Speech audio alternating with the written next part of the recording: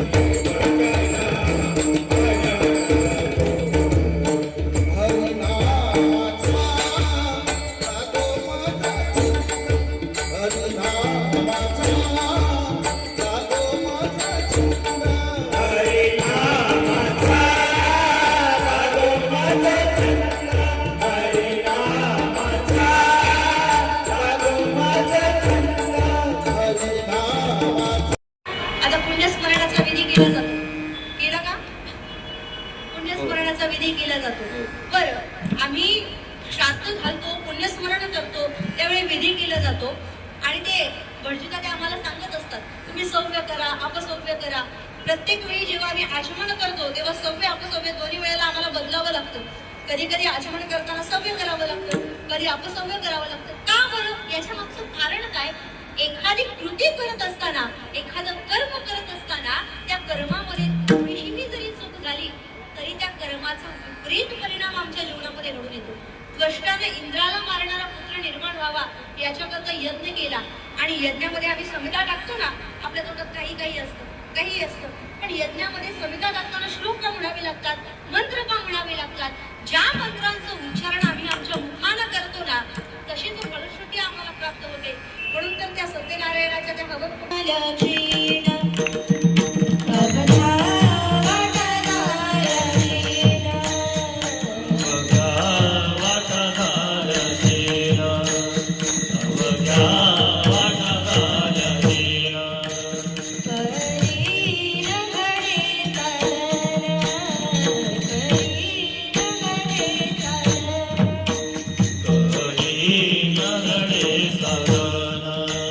कधी नगडे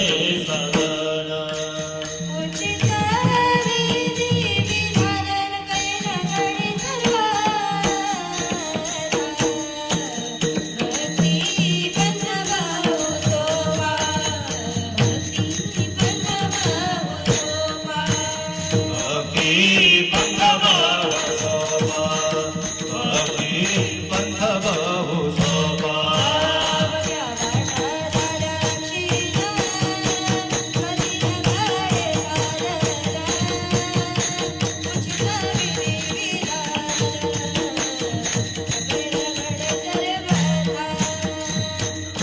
झाल्या शिणा